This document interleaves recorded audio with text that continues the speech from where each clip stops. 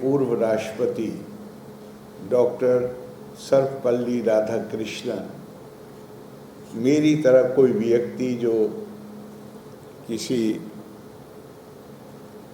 दीक्षांत समारोह में आमंत्रित किया गया होगा, उसने डॉक्टर साहब जिन्होंने सारा जीवन शिक्षक के तौर पर गुजारा और आखिर में हमारे देश के उपराष्ट्रपति और राष्ट्रपति हुए, उनसे पूछा कि डॉक्टर साहब दीक्षांत समारोह के अवसर पर मुख्यतः क्या बात करनी चाहिए।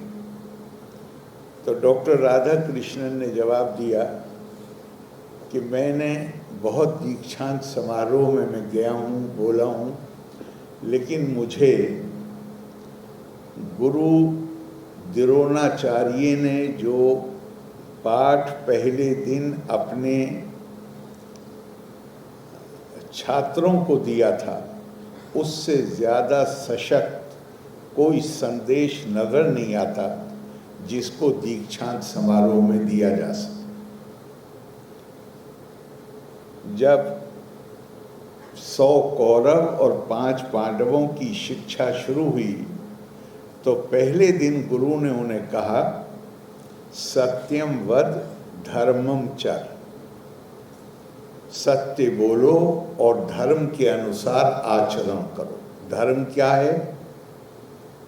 गलत फहमी मत में मत रहिएगा कि जो हमने अनुवाद कर लिया है रिलीजन, उससे अभिप्राय है, वो नहीं है अभिप्राय। धर्म को समझना है तो बहुत सारे आपके पास माध्यम है समझने के। मैं एक आपको मिसाल बताता हूँ, फिर मैं आगे इस पर आऊँगा। महाभारत के एक महान चरित्र माँ कुंती, जब धृतराष्ट्र, गंधारी और कुंती ने ये फैसला किया कि अब हम वानप्रस्थ के लिए जाएंगे, पांडवों ने रोका, नहीं रुके, तो पांडव उनको कुछ दूर तक विदा करने गए और जब कुछ दूरी पर पहुँचे तो माँ कुंती ने रुककर युधिष्ठिर को कहा, निर्वत सुआ कुरु श्रेष्ठ भीम सिया दिवीसा धर्मेते ध्यातम बुद्धि मन सते महदस्तुचा। रुक जाओ, तुम्हारे कंधों पर जिम्मेदारी है राज्य को चलाने की, लिहाजा यहाँ से भाइयों को लेकर लौट जाओ। और राज्य कैसे चलाना है? धर्मेते ध्यातम बुद्धि। ये मैं डॉक्टर राधाकृष्णन का ही अनुवाद बता रहा हूँ कि let your mind be established in righteousness। तुम्हारा मन, तुम्हारा मस्तिष्क राइटियसनेस, उसमें सत्कर्म भी आएंगे, सत्वचन भी आएंगे और वो आचरण आएगा जो केवल अपने फायदे के लिए नहीं, बल्कि जहाँ व्यक्ति दूसरों के अधिकार, मेरे ऊपर दूसरों के क्या अधिकार हैं, उसको प्राथमिकता देता है। और अगर हम स्वामी विवेकानंद के शब्द प्रयोग करें तो वो कहते हैं, धार्मिक जीवन वो है जहाँ व्यक्ति, उन्हीं का जीवन सार्थक है जो दूसरों के लिए जीते हैं और दूसरे लोग जो हैं वो जिंदा हैं पर मृत प्राय। तो धर्म का अर्थ यहाँ ये वो मत लगाइएगा जो हम अनुवाद करते हैं। और आगे क्या कहा? धर्मेते ध्यातम बुद्धि मन सते महदस्तुचा। आपका एक काम कर रहा है? कर रहा है? सुन रहे? ठीक से आवाज आ रही?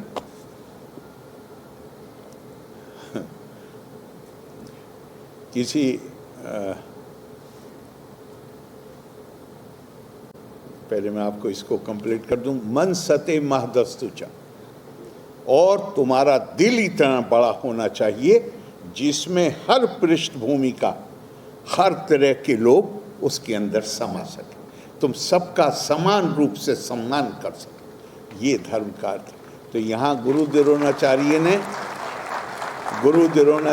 ने वो पहले दिन का पाठ पढ़ाया, सत्यम वद धर्मम चर। और आप कभी भी तजर्बा करके देख लीजिए, बहुत अच्छे अच्छे भाषण होते हैं, हम लोग करते हैं, पर आप सुनने वालों पे अगर मेरी किसी बात का असर पड़ेगा तो वो उस बात का असर पड़ेगा जिसमें वो देखते हैं कि मैं आचरण भी उसी प्रकार का करता हूँ। अगर जो मैं वचन बोलता हूँ और जो मेरा आचरण है, अगर उसमें विभिन्नता है तो कभी किसी के ऊपर असर नहीं पड़ता। तो गुरु ने क्या कहा, ये इसका संदेश जो युधिष्ठिर कहते हैं उससे मिलता है। गुरु ने कहा सत्यम वद धर्मम चर, और शाम को पूछा अपने छात्रों से कि सुबह सबक पढ़ाया था, बताओ। सब ने सुना दिया फर। एक लाइन में याद करना कौन कठिन काम है। लेकिन युधिष्ठिर ने कहा मुझे युधिष्ठिर कौन है, जिन्हें हम धर्मराज कहते हैं। उन्होंने क्या कहा, मुझे याद नहीं। और रोजाना डांट खाई और हर दिन यही कहा कि पहले दिन का सबक अभी याद नहीं हुआ। और जीवन के अंत में कहा कि गुरु ने जो पाठ पहले दिन पढ़ाया था उसे याद करने में पूरा जीवन लग गया। क्यों? पाठ करना ये नहीं है कि हम तोते की तरह किसी चीज़ को अपनी जुबान से दोहरा दें। पाठ करना ये, याद करना ये है कि वो चीज़ जो ज्ञान हम प्राप्त करते हैं वो ज्ञान हमारे आचरण में उतरना चाहिए।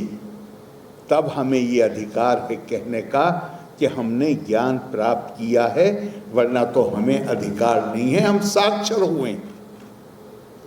ज्ञान तो तब है जब वो ज्ञान आपके आचरण में उतरे। और शिक्षा वो तरीका है जिसके जरिए हम मानव संस्कृति ने जितना विकास और प्रगति की है, हम अपना जीवन दूसरे जीवों की तरह शुरू नहीं करते हैं। हम वहाँ से शुरू करते हैं जहाँ हमारी पहली नस्ल ने जो उपलब्धियाँ छोड़ी हैं, जहाँ उन्होंने ख़त्म किया है, हम अपनी पहली नस्लों के कंधों पर चढ़कर वहाँ से अपना जीवन शुरू करते हैं। मानव के अलावा और जितने जीव हैं वो हर कोई ज़ीरो से शुरू करता है। उन्हें अपनी विरासत का ज्ञान नहीं होता। हमारे पास अपनी विरासत का ज्ञान है। तो शिक्षा का एक बड़ा उद्देश्य क्या है कि जो हमारी अब तक की जो उपलब्धियां हैं सांस्कृतिक सभ्यता की, उनको हम अपनी आने वाली नई नस्ल को उसका हस्तांतरण कर दें। और इसके लिए दो चीज़ें अति आवश्यक नहीं, उसके बगैर ये संभव नहीं। पहली चीज़ है कि जहाँ हम जो ज्ञान प्राप्त किया है उससे हमारा अपना जीवन आलोकित हो, और उसके साथ साथ हम दूसरों का जीवन भी इससे आलोकित करने में मदद कर सकें। इसीलिए हमारी संस्कृति में ज्ञान प्राप्ति की जो प्रक्रिया है, अगर आप यूनिवर्सिटी में आए, उसको क्या कहा गया, तद्वितीय जन्म, this is your second birth. बच्चा पैदा होता है, कुछ समय तक वो केवल माँ को पहचानता है, बाप को भी नहीं पहचानता। आपने YouTube पे कुछ बहुत मज़ेदार क्लिप्स हैं, देखिए कि जहाँ एक 1.5-2 साल का बच्चा माँ की गोद में है, बाप आए और उन्होंने माँ को टच किया तो बच्चा प्रोटेस्ट करता है और रीजेंट करता है और बाप को पीछे की तरफ धकेलता है। क्यों? क्योंकि उस वक्त अभी वो पैदा हुआ है, अभी उसे पूरा होश नहीं आया है। अभी जो चेतना है, जिसके मानव चेतना है, जिसके नतीजे में करुणा पैदा होनी चाहिए, अभी उसकी करुणा बहुत सीमित है। वो केवल माँ को जानता है। अब कुछ दिन के बाद उसका वही करुणा का विस्तार होगा बाप के लिए, भाई बहनों के लिए, परिवार के लिए, जो विस्तारित परिवार है उसके लिए। जब आप यूनिवर्सिटी में आते हैं तो आपको क्या पता चलता है? आपको पता चलता है, और ख़ास तौर से मैं भारतीय संस्कृति के प्रसंग में ये बात कह रहा हूँ, विद्यालय में आपको पता चलता है कि विद्या का जो उद्देश्य है वो यही है कि जहाँ आपका करुणा भाव, आपकी संवेदनशीलता का विस्तार लगातार बढ़ता चला जाए और वहाँ पे पहुँचे। ये मैं आपको भारतीय संस्कृति की बात कर रहा हूँ। माँ बाप परिवार से आगे बढ़कर आपका करुणा का भाव इतना विस्तारित हो जाए कि जहाँ आप ये कहने, आप इस चीज़ को समझ सकें जो हमारी संस्कृति के आधारभूत ढांचे के बुनियादी स्तंभ हैं। अहम ब्रह्मास्मि तत्त्वमसि, मेरे अंदर भी वही ब्रह्मा है, या मैं भी उसी की पैदावार हूँ जिसकी तुम। अयम आत्मा ब्रह्मा, आत्मा ही ब्रह्म है। प्रज्ञानम ब्रह्म, और ब्रह्म क्या है? जो संपूर्ण चेतना है वही ब्रह्म है और कोई ब्रह्म नहीं। और उस संपूर्ण चेतना में जब एक बार मुझे ये लगेगा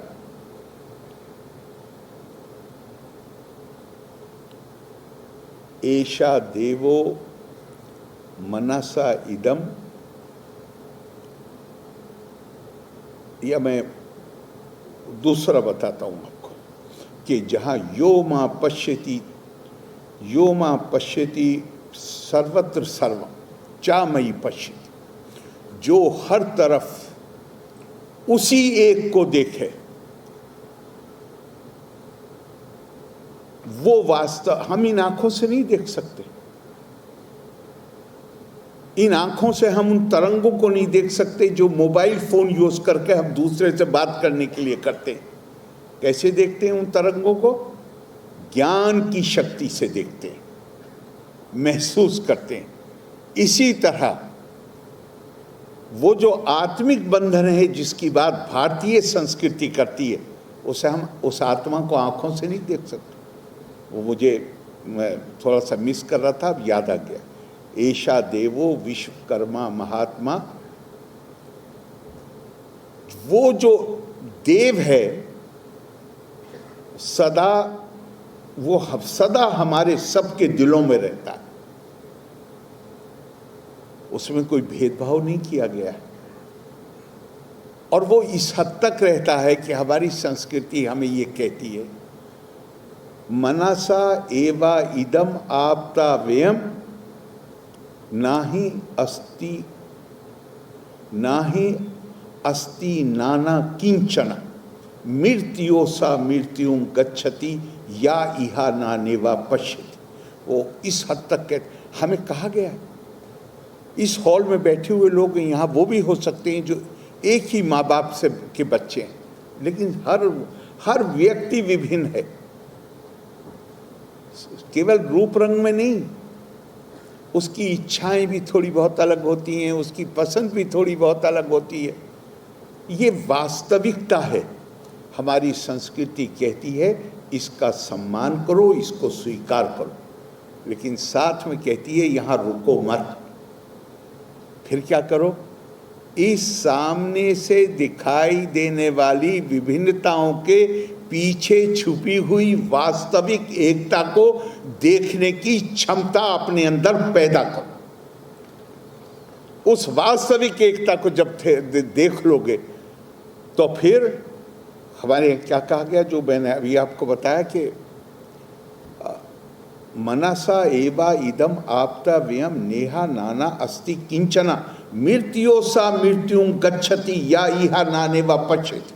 ये विभिन्नताएं, अनेकताएं, ये वास्तविक हैं। इसको स्वीकार करो, इसका सम्मान करो, लेकिन यहाँ रुको मत।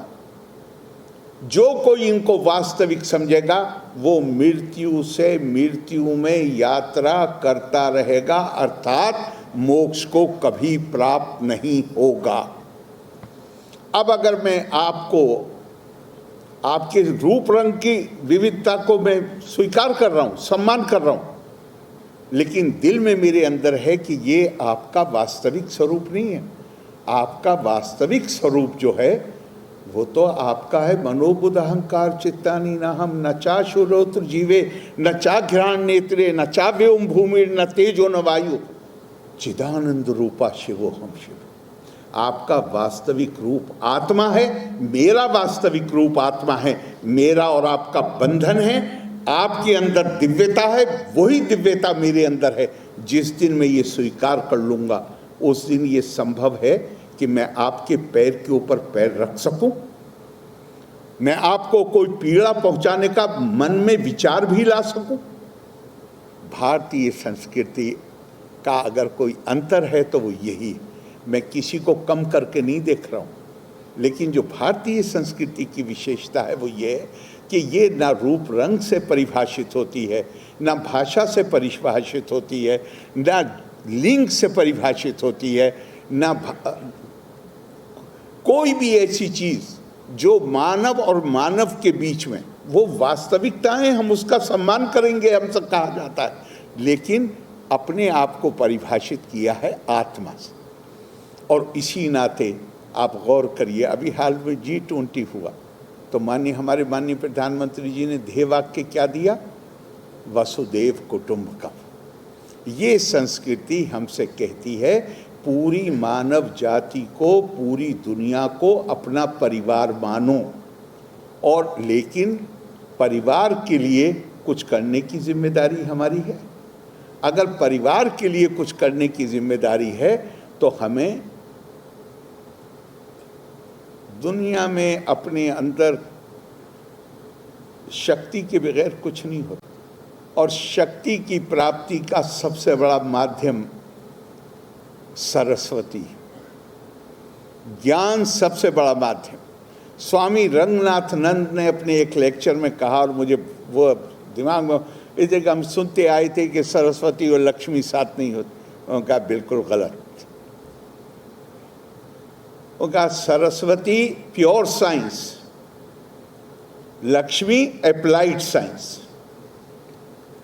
ज्ञान प्राप्त कीजिए और ज्ञान को उसके बाद शक्ति में परिवर्तित कीजिए, तभी आप अपने परिवार का भला कर सकते हैं। और इसके साथ ध्यान रखिएगा, ज्ञान किस लिए? शक्ति प्राप्त करने की। शक्ति का इस्तेमाल कैसे किया जाए, ये कहाँ से आएगा?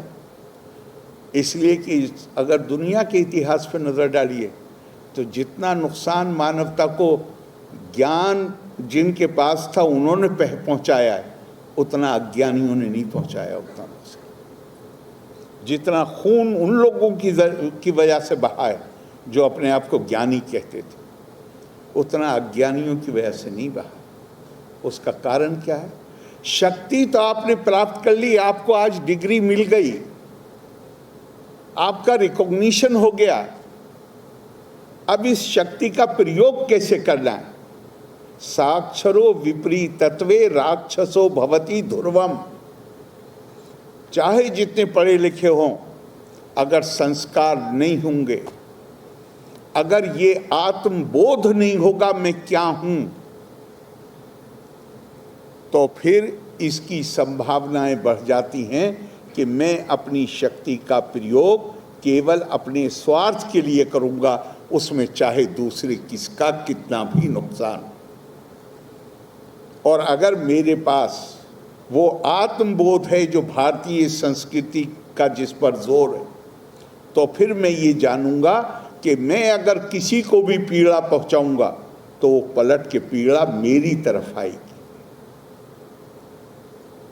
जो मैं करूं, ये इस दुनिया को कर्म प्रधान बनाया है।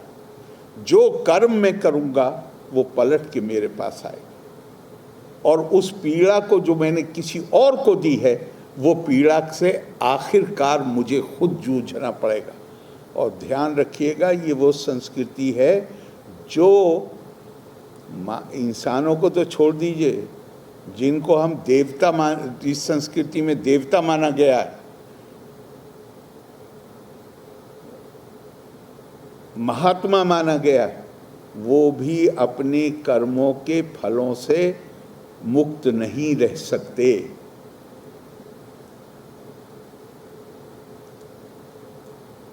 मुझे महाभारत का एक छोटा सा याद आ गया कि महाभारत ख़त्म होने के बाद गंधारी ने भगवान कृष्ण से बहुत नाराज़ होकर ये कहा कि कृष्ण मेरे 100 बेटे थे, अरे एक को तो छोड़ दिया होता, मैं निसंतान होके तो नहीं मरती। तो भगवान कृष्ण, जिनको पूर्ण अवतार कहा जाता, वो कहते हैं मैं मारने वाला कौन हूँ, मेरी क्या ताकत है कि मैं मार सकूं किसी को। आपको याद नहीं है जब आप छोटी बच्ची थीं, राजकुमारी थीं, आपको खाना पकाने का शौक़ था, आप रसोई में चली जाती थीं, एक दिन आपने गर्म पानी ज़मीन पे फेंका, वहाँ एक छिद्र था, उस छिद्र में एक कीड़े के 100 अंडे थे, आपके गर्म पानी से वो नष्ट हो गए। उस कीड़ी ने आपको श्राप दिया, तो आपको तो ये झेलना ही पड़ता कि यहाँ तो कोई बच्चा ही नहीं। और फिर जो गंधारी ने श्राप दिया, उसके परिणाम भगवान कृष्ण ने खुद झेला। तो हमें इससे क्या सबक मिलता है? हमें सबक मिलता है कि कभी ये गलत फहमी में मत रहिए कि मैं, चाहे जी अंग्रेजी में legal magazine, be you ever so high the law is above you. आप चाहे जितने बड़े बन जाइए, चाहे जितने शक्ति संपन्न हो जाइए, लेकिन जवाबदारी हर चीज़ की है, ख़ास तौर से ये कि आपको ने अपनी शक्ति का प्रयोग किया, कैसे किया है। और मैं एक बात और कहूँगा, फिर डॉक्टर राधाकृष्णन का रेफरेंस दूंगा। उन्होंने कहा, अगर हम सभ्य जीवन जीना चाहते हैं तो हमें अपने अंदर करुणा, अनुकंपा, संवेदनशीलता जैसे गुण पैदा करने पड़ेंगे। और फिर उन्होंने कहा, महिलाओं के अंदर ये गुण नैसर्गिक तौर पर आते हैं, पुरुषों को इसके लिए सचेत प्रयास करने चाहिए। और कहा भी गया है, एको रसा करुणा एवा। दुनिया में अगर कोई रस है, वास्तव कोई बहुत सारे रस हैं, लेकिन उसके अगर आप जड़ में देखेंगे तो करुणा है। आप बाकी जो जितने आनंद हैं दुनिया में, वो क्षणिक तौर पे आपको खुशी देते हैं। एक करुणा ऐसी चीज़ है, कुछ नहीं, एक निसहाय आदमी को रास्ते में उसका हाथ पकड़ के उसे सड़क पार करा दीजिए, उस रात कभी भी तजर्बा करके देख लीजिए, उस रात आपको नींद अच्छी आई।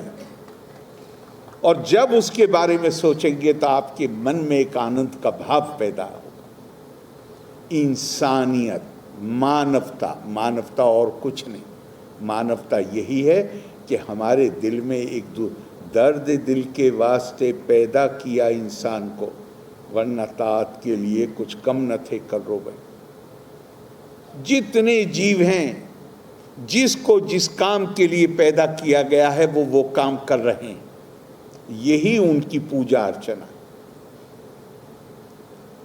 हमारे लिए कहा गया है, मानव सेवा ही माधव सेवा है।